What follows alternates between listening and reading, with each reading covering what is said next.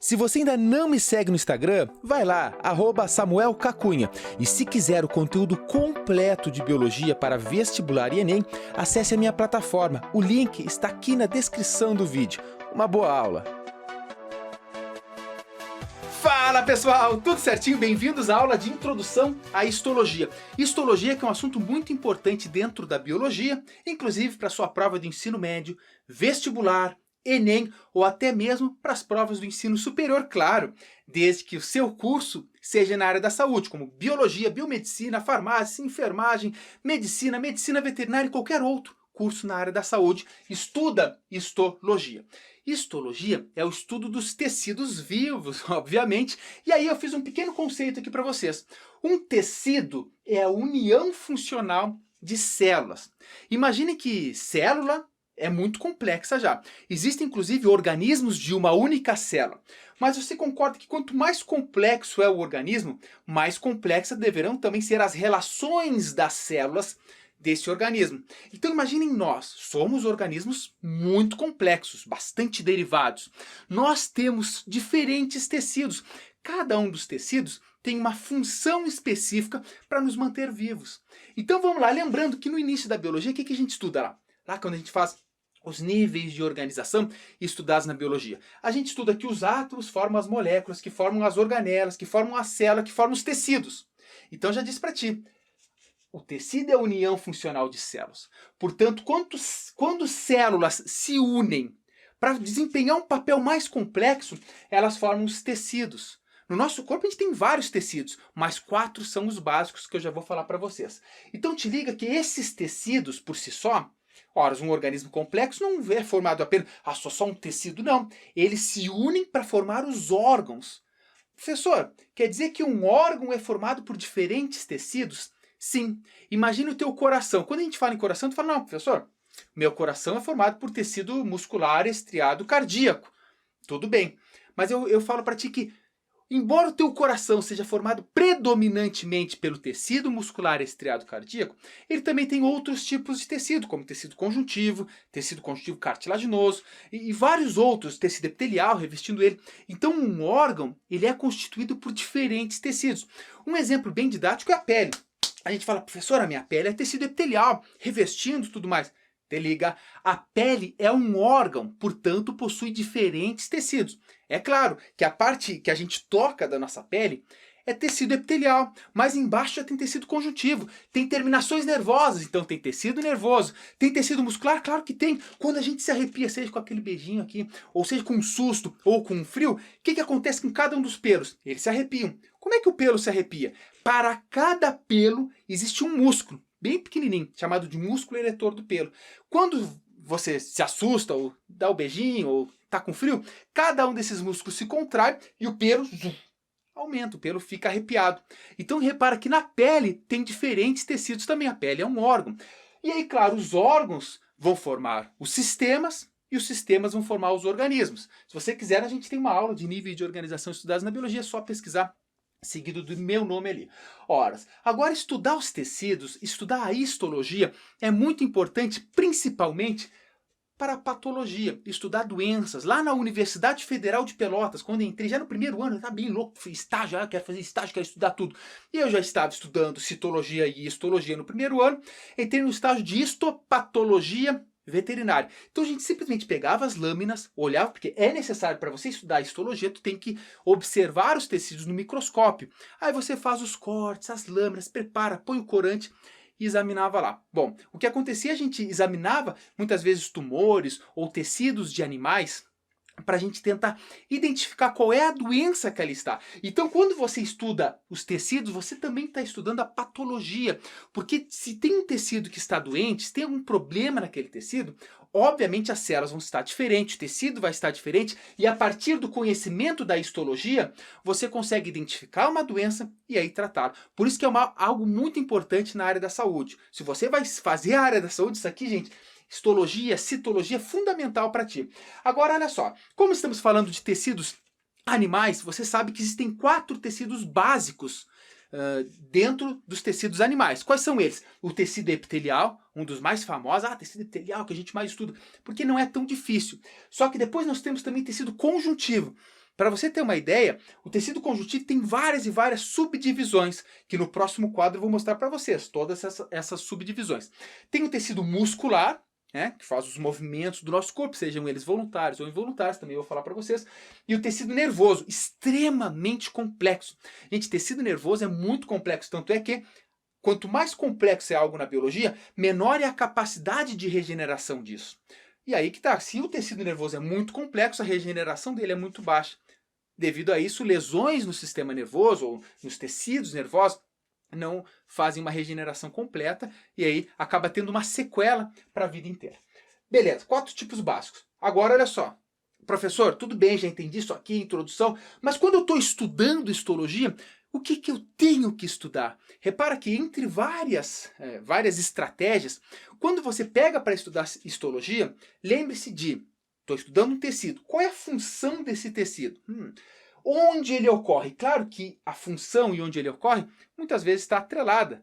E também a constituição do tecido. Repara que o tecido, se ele tem uma parede muito fininha, imagina os alvéolos lá, tem uma parede de tecido epitelial muito fininha. Por quê? Troca gasosa. Então, ó, a função, onde ocorre e a constituição dos tecidos é fundamental para você entender ele.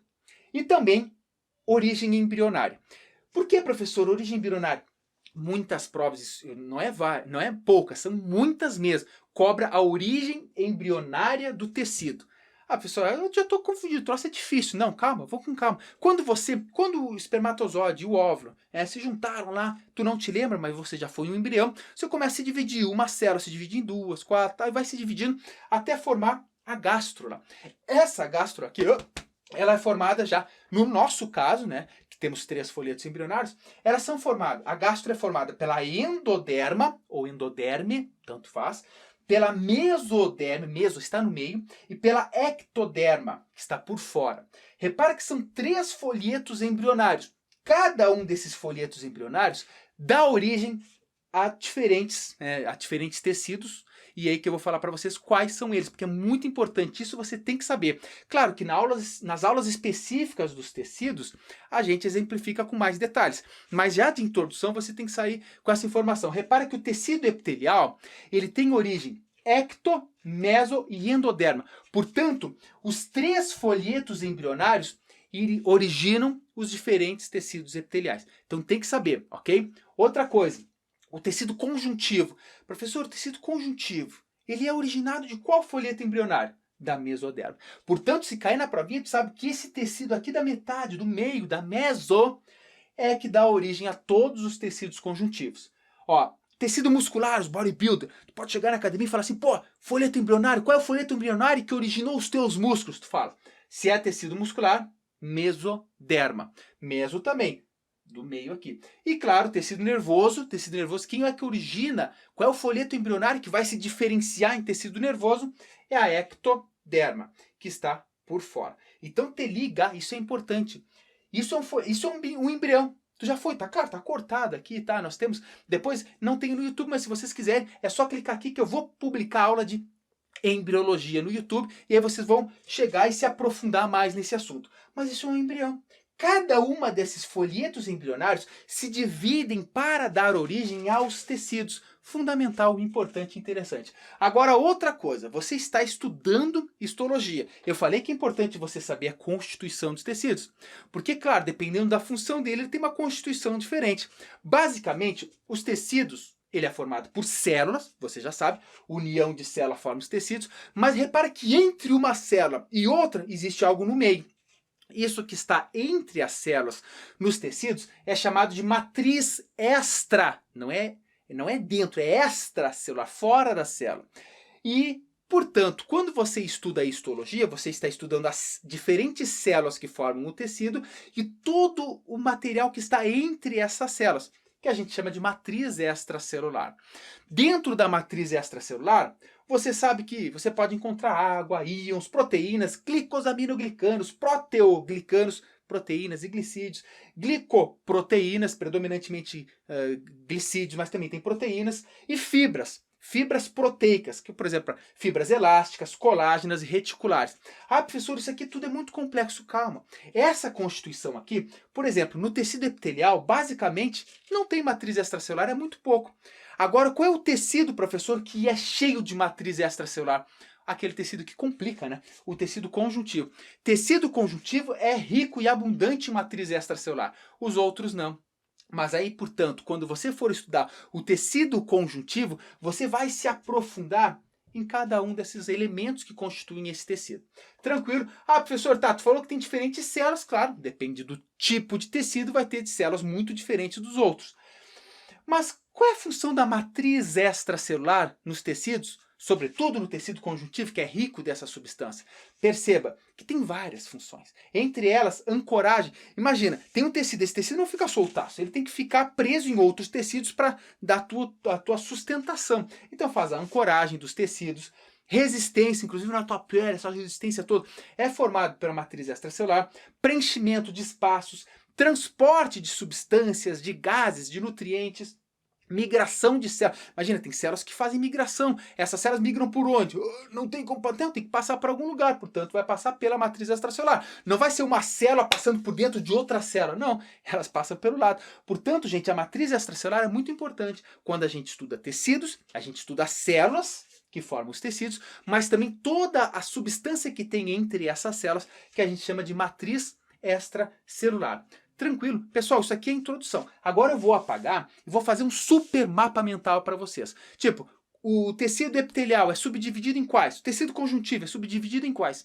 E a gente faz toda essa organização do pensamento para daí sim você arrebentar em histologia. Portanto, fica ligado que o quadro vai mudar. Então vamos dar sequência agora ao estudo de introdução à histologia com esse super mapa mental ou mapa conceitual. Pessoal, aqui estão todos os tecidos e as suas subdivisões.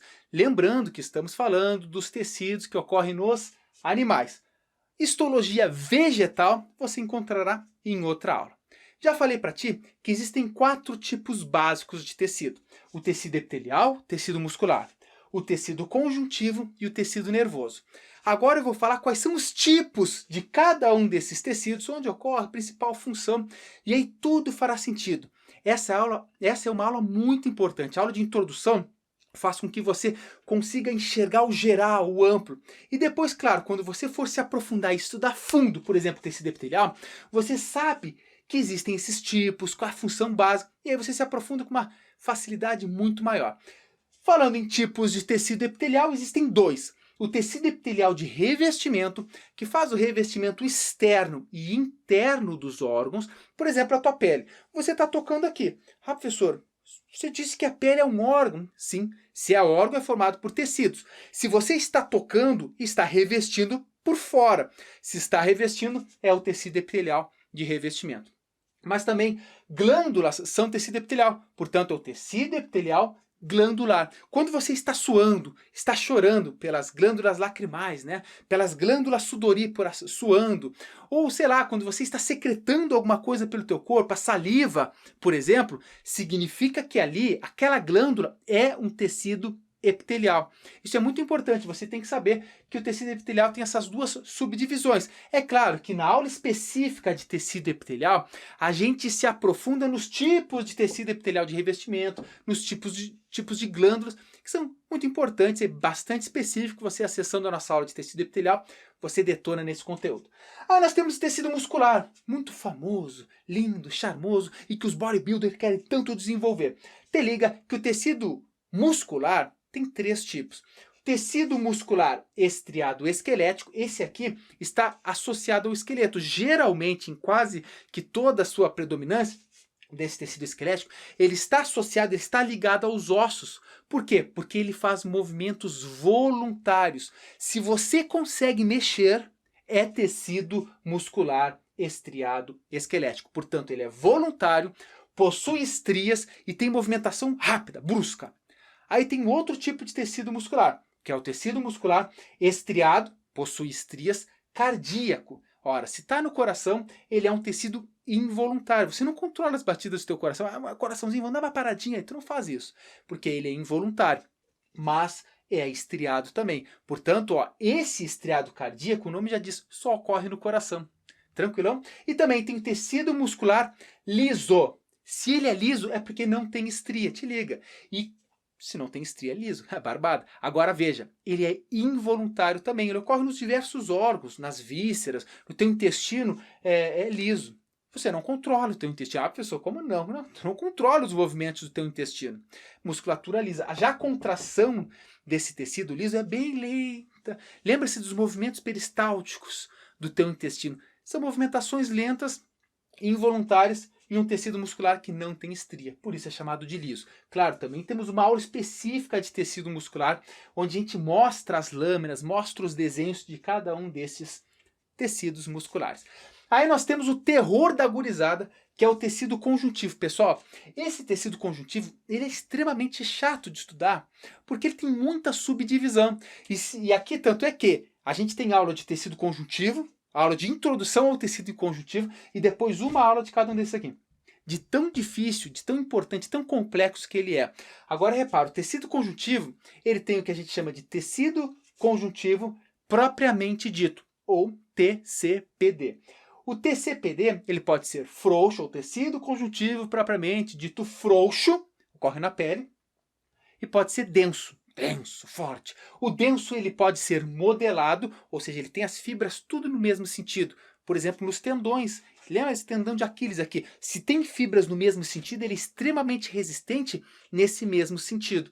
Mas ele pode ser tecido conjuntivo propriamente dito denso, não modelado.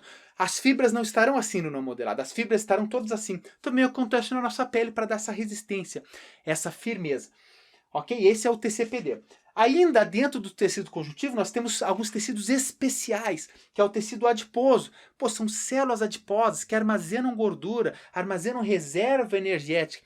Lembrando que é um tecido extremamente importante, muito embora não seja tão desejado, porque às vezes a gente acaba abusando na comida e cria um pouquinho, pô, tô com uma gordurinha aqui, tem que perder, tudo isso. Mas ele é extremamente importante porque é uma reserva de energia que imagina os nossos ancestrais lá, 10 mil anos, comiam uma vez lá que outra. Então quando comiam, tinha que comer o suficiente para armazenar um pouco a mais, para que se ficasse uma semana não morresse. Hoje a gente sabe que muitas pessoas têm acesso à comida, mas infelizmente ainda existem muitas outras pessoas que não têm acesso ao alimento suficiente, que vivem em subnutrição, abaixo da nutrição ideal. Então, o nosso problema, isso aqui é só uma reflexão, o nosso problema hoje em dia, no mundo, não é falta de comida.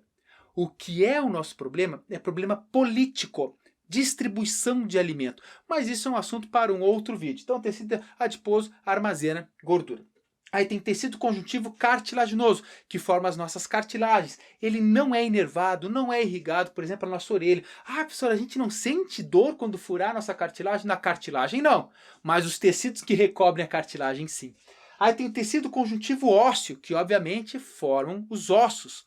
Extremamente importante. O osso, pessoal, a gente sente muita dor, porque no osso não existe só tecido conjuntivo. Tem todos os outros tipos. Lembra, o osso é um órgão. Então esse osso, que é formado predominantemente pelo tecido conjuntivo ósseo, ele tem tecido conjuntivo, tem tecido sanguíneo passando ali, tem tecido nervoso, tem vários tipos de tecido dentro de um osso, que é um órgão.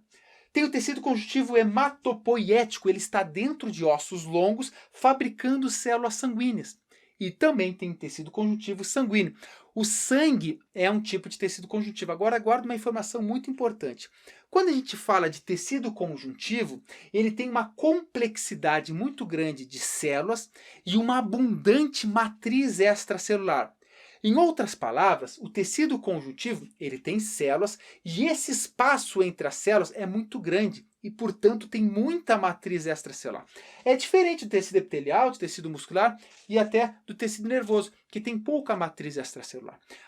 Claro, quando você assistir a nossa aula de tecido conjuntivo, a gente exemplifica e fala direitinho sobre essas características mais aprofundadas. E daí tem o tecido nervoso. Gente, o tecido nervoso é altamente complexo.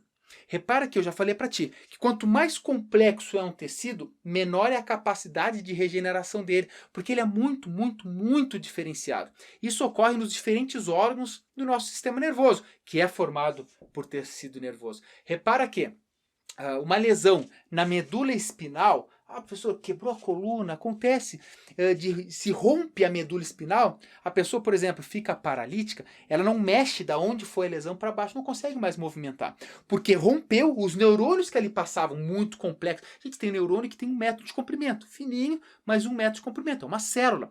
Ele é tão especializado que quando ele morreu, ele não consegue se regenerar, porque a célula já se diferenciou tanto que a regeneração se torna muito pequena.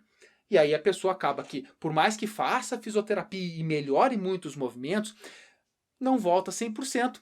Até por isso estão fazendo as pesquisas de anos já com células tronco, que são células que têm a capacidade de se diferenciar nas diferentes células do nosso corpo. Células embrionárias, aquilo também assunto para uma outra aula. Então lembre-se, o tecido nervoso é muito especializado e eles formam, esses tecidos nervosos, o tecido nervoso forma os diferentes órgãos do sistema nervoso. Ok? Gente, isso aqui, pessoal, isso aqui é fundamental que você entenda. Agora o meu super conselho aqui do professor Samuel Cunha. Você procura cada uma dessas aulas. Tecido epitelial, pá! Tecido muscular, pá! Tecido conjuntivo, tecido nervoso, e se aprofunde em cada uma delas. É fundamental, inclusive, você pode procurar a minha playlist aqui no YouTube de histologia, eu estou colocando elas bem na ordem, direitinho. E se você precisar, quiser qualquer outra videoaula, você pode comentar aqui e solicitar. Quando uma aula é bastante requisitada, bastante solicitada, eu dou prioridade na hora de gravar. Lembrando também que eu faço aqui o convite, se vocês não conhecem a Biolândia, é o meu site de biologia especializado, onde lá não tem somente videoaulas. Tem planos de estudo, tem exercícios, tem apostila, tem simulado, exercícios aprofundados. Esses exercícios são todos comentados. Então lá é uma preparação completa para quem quer se tornar especialista em biologia e detonar em qualquer prova. Ok? Deixa eu ver se eu não esqueci nada. Basicamente é isso, gente. É uma aula de introdução. Você agora está preparado para ter um geral, né, dentro da histologia. E agora chegou a hora de se especializar em cada um dos tecidos, assistindo cada uma dessas aulas. E também vai um recado aqui para quem chegou no finalzinho do vídeo. A aula já acabou, mas eu quero que você sempre pense uma coisa. Todos nós, gente, presta bem atenção, todos nós temos um status. Em que sentido, professor? Um status de dificuldades na vida, às vezes está tendo dificuldade no estudo, dificuldade na faculdade, ou está tendo dificuldade de entrar para a faculdade, para o curso do teu sonho. E isso é uma coisa muito angustiante, porque você vê o tempo passar, às vezes tem aquela sensação de não estar aprendendo o conteúdo no ritmo que você gostaria, e dá sempre aquela sensação de estar atrás, de não estar buscando, de não estar conseguindo. Mas acredite, quando você tem a sensação de que não está conseguindo dar conta de tudo aquilo que você se propôs no estudo, significa que você está preocupado. E o primeiro passo para um estudante ter sucesso é essa preocupação. Mas cuidado, não é a preocupação que faz mal. É a preocupação de que se você passar 2 dias sem estudar, você começa a bater a consciência, cara, meu Deus, eu tinha que estar estudando, e você se sente mal por isso.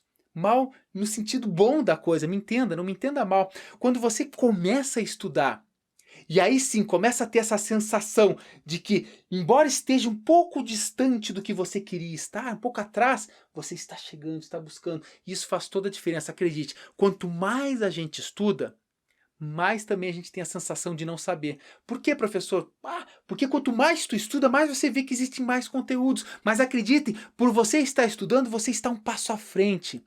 Esse é o teu objetivo. Qual é o teu objetivo? Passar na faculdade? Vai, filho, vai com fé, vai com força. O teu curso do sonho é medicina, que é um curso mais concorrido do Brasil, vai atrás, vai. Gente, pensa comigo, o único responsável pela realização do teu sonho é você mesmo. Nós, professores, podemos ajudar, facilitando com algumas aulas. Os pais de vocês podem ajudar, dando palavras de conselho, pagando um cursinho, sei lá, dando um apoio financeiro, falando, filho, fica aqui, estuda em casa.